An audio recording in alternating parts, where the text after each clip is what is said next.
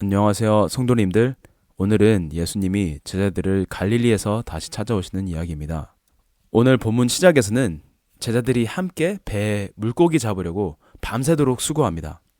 이 지역상 갈릴리에서는 밤이 물고기 잡기가 가장 좋은 어업 시간이었다고 합니다. 이제 경험 많은 어부들이 최적의 시간에 최선을 다해 일한 것입니다. 그런데 결과가 어땠나요? 본문에서 말하기를 그날 밤에 아무것도 잡지 못하였더니, 이 장면은 단순한 실패보다 그 이상의 의미를 담고 있습니다. 요한복음 전체의 흐름 속에서 보면 이 사건은 예수님께서 15장 5절에서 하신 말씀, 나를 떠나서는 너희가 아무것도 할 수 없음이라, 그 말씀을 그대로 보여주는 장면입니다. 제자들은 정말 열심히 했습니다. 그리고 물고기 잡는 경험도 아주 많았습니다. 환경도 딱 좋은 시간이었습니다. 그런데도 아무것도 얻지 못합니다. 그런데 이것을 보면 우리의 삶도 이와 같을 때가 많습니다. 열심히 사는데 공허하고, 노력하는데 열매가 없고, 좋은 환경인 것 같은데도 좋지가 않습니다.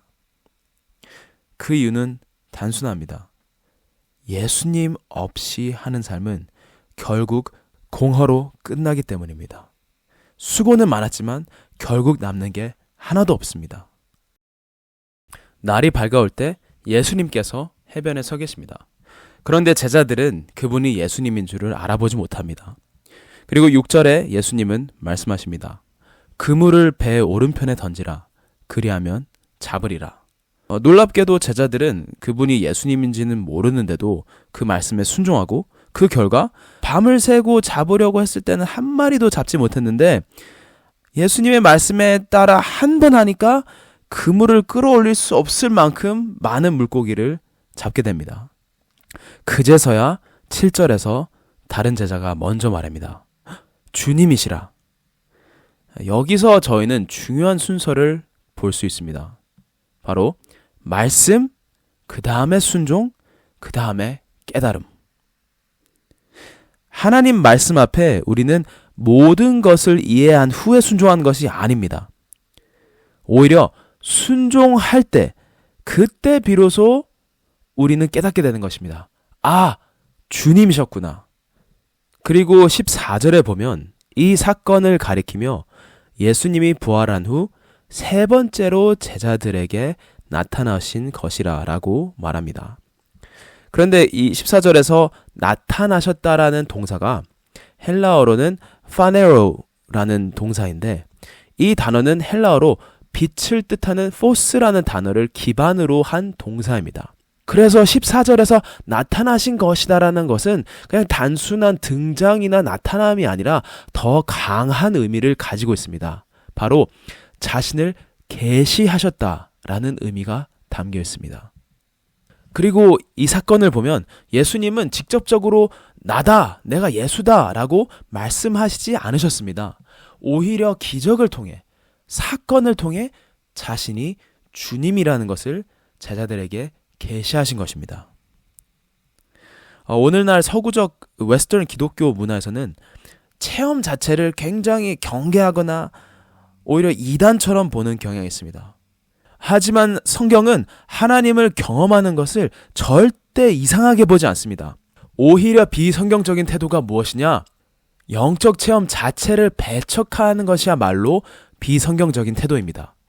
그것은 성경이 가르치는 태도가 아닙니다.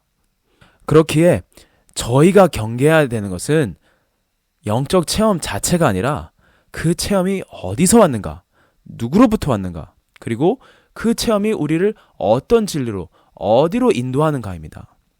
왜냐하면 주님께로부터 온 기적과 체험은 반드시 우리를 다시 말씀과 주님께로 인도합니다. 제자들에게 있었던 것처럼 아, 주님이시다 라고 깨닫게 되는 것입니다.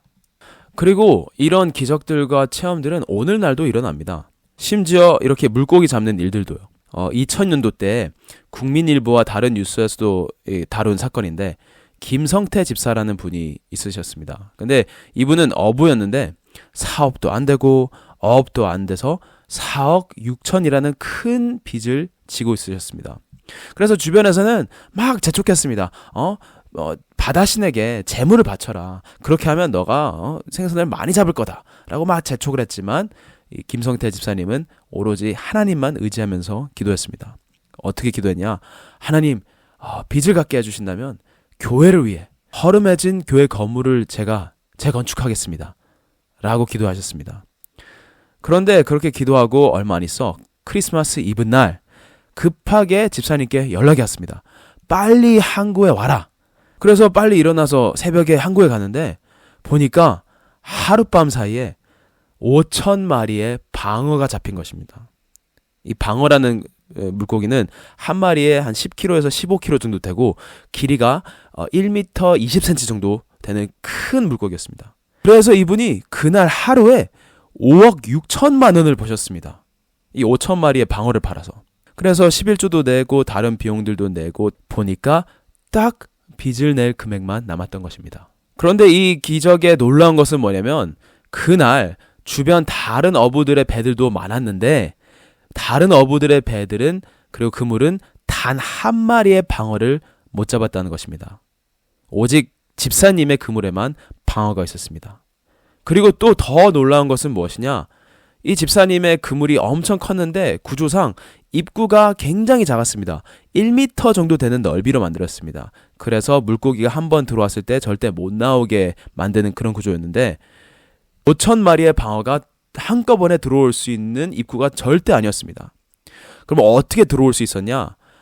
다른 그물들은 다 피하고 김성태 집사님의 그물 입구에 줄을 서서 한 마리씩 한 마리씩 차례대로 들어와야 가능한 기적이었습니다. 그래서 이 사건은 무엇을 보여줍니까? 바로 하나님은 오늘도 지금도 우리의 삶 속에서 역사하신다는 것입니다. 그리고 8절에서는 제자들과 예수님의 식사 장면입니다. 제자들이 육지에 올라왔을 때 생선과 떡을 예수님께서 준비해 놓으셨습니다. 그리고 이 장면에서는 아주 중요한 연결을 가지고 있습니다. 바로 9절에 언급되는 숯불입니다. 원어로는 안트라키아라는 숯불을 의미하는 아주 특정한 단어를 요한이 사용합니다. 그런데 성경 전체에서 이 안트라키아라는 단어가 딱 두 구절에서만 언급됩니다. 성경에서는 두 번만 언급되는데 어디서 언급되냐? 바로 오늘 본문의 9절 그리고 두 번째로 언급되는 것이 같은 요한복음 18장 18절에서 언급됩니다. 그런데 그게 어떤 이야기냐?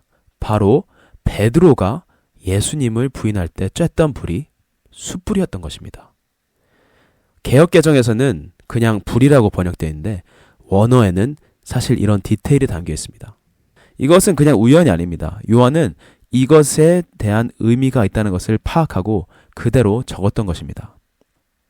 그렇다면 그 의미가 무엇이냐? 예수님은 베드로를 정죄하기 위해서 같은 숯불을 사용한 것이 아닙니다. 오히려 베드로를 회복시키기 위해서 같은 자리를 준비하신 것입니다. 베드로는 아마 그때 자기 자신을 실패라고 생각했을 것입니다. 그런데 예수님은 다른 생각을 가지고 있었습니다. 이 넘어진 제자를 온전히 일으켜서 더 크게 사용하시려고. 그래서 곧 베드로는 알지 못했지만 오순절 날에 성령을 부어서 몇천 명을 구원하는 데 사용하시고 예루살렘 교회의 기둥으로서 사용하시려고 예수님은 그를 회복하시고 싶으셨습니다.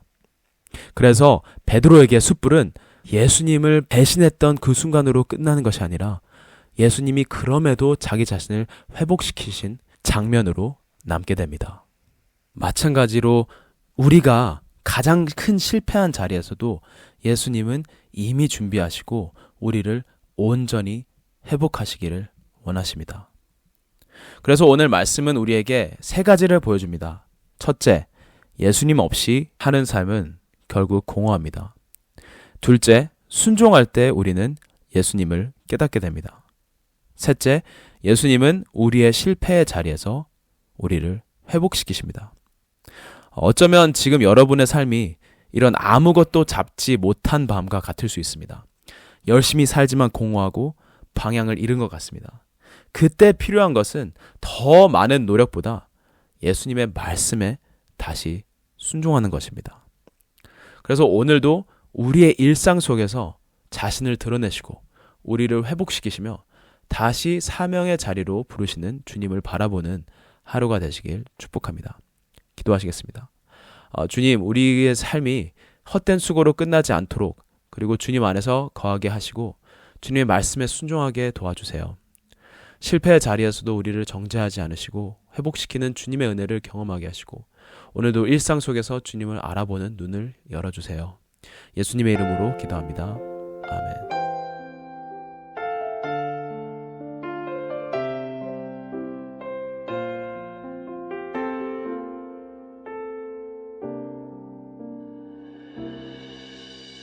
주 나의 모습 보네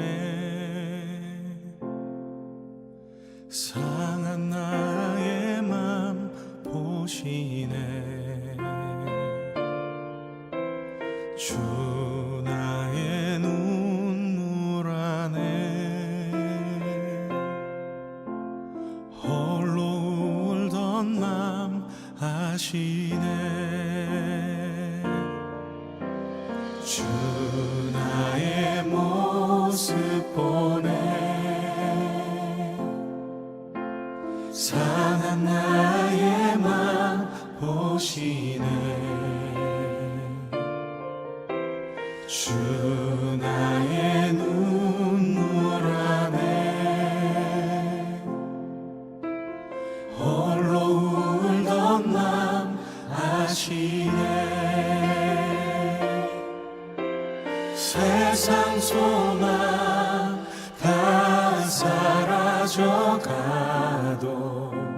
주의 사랑은 끝이 없으니 살아가는 이 모든 순간이 주 은혜임을 나는 믿네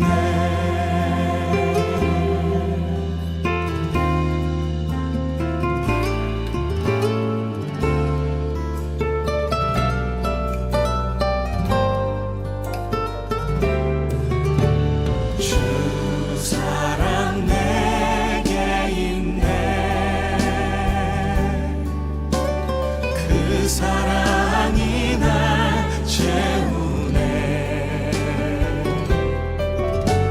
주 은혜 내게 있네 그 은혜로 날 세우네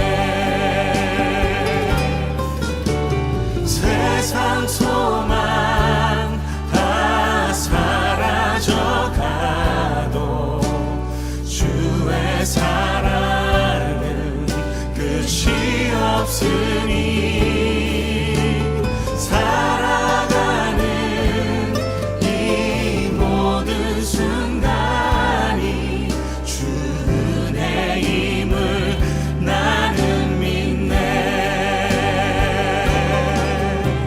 세상 소망 다 사라져가도 주의 사랑은 끝이 없으니